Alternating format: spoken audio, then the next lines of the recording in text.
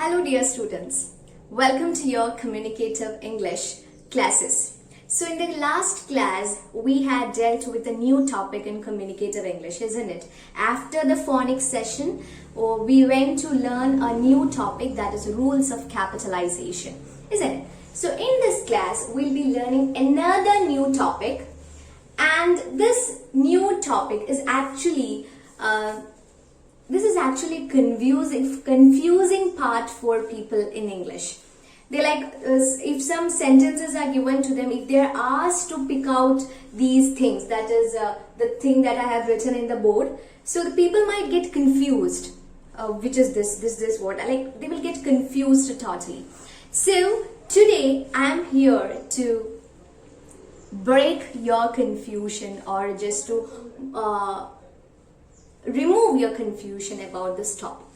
So the topic is idioms and proverbs. As you can see on the board, what it is written? It is written idioms and proverbs. Do you know what is this idioms?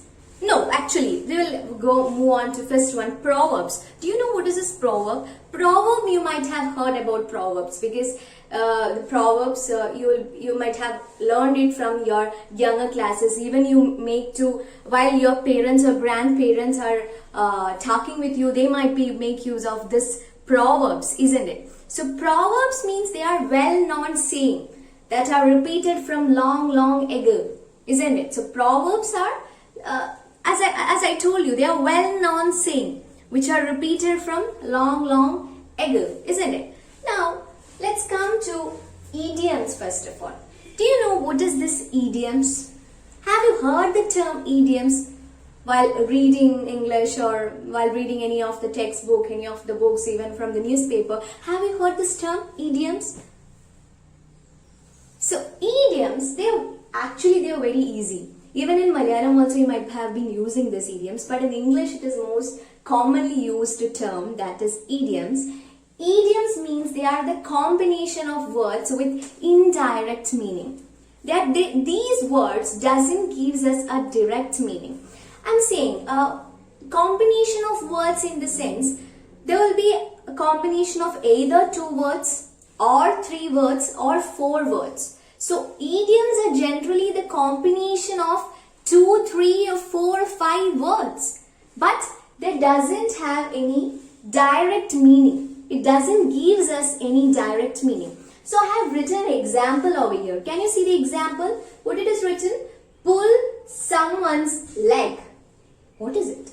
Pull someone's leg. Do you find any meaning from this? Do you get anything from this one? Pull someone's leg. Pull, okay, pull. We know it, pull. It's not pull. Yeah, it's pull, isn't it? Pull. Someone, suppose any person. Leg, we know our leg. Pull someone's leg. Do you get any meaning from it?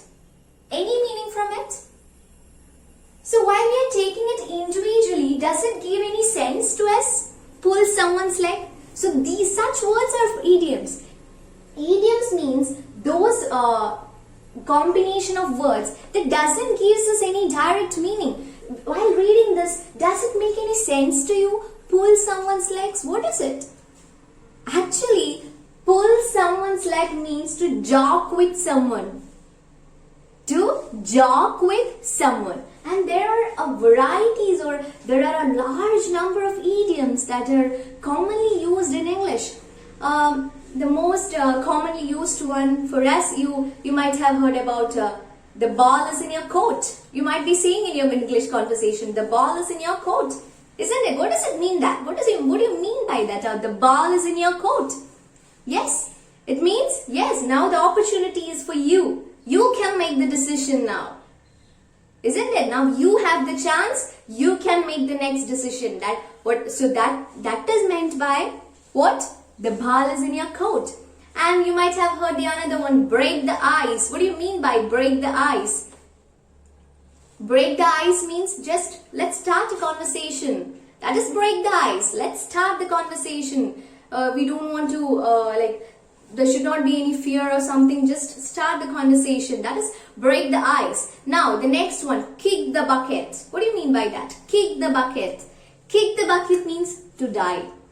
Kick the bucket means to die. So these are the commonly used idioms. I have just mentioned only 4 over here. There are many more there are many more idioms. So while you come across through internet or any other book, you might have come across through such idioms. So idioms are those combination of words that doesn't have any direct meaning. It doesn't give us any direct meaning, but the people might be using it in their daily conversation, and even you might have used this in your English conversation without knowing the meaning, isn't it? So idioms are the combinations of 2, 3, 4, 5 words that doesn't have any direct meaning. When we consider, so the pull someone's leg, when we take and consider each and every word from this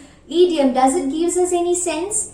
No, but it do have some meaning. So that is idioms. Okay, now the next one we are going to discuss is about proverbs. Proverbs, as I mentioned to you earlier, proverbs means they are the well-known saying that are repeated from long ago, isn't it? So proverbs are generally a complete sentence. They are not like a combination of words like 2, 3, or they are not the combination of words. They are actually a complete sentence. So proverbs are usually a complete sentence. They form a complete sentence with indirect meaning.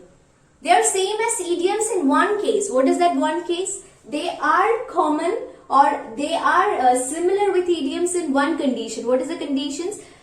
Both of them gives us indirect meaning. But proverbs are like, they form a complete sentence. They forms us a complete sentence. But idioms are just the combination of words.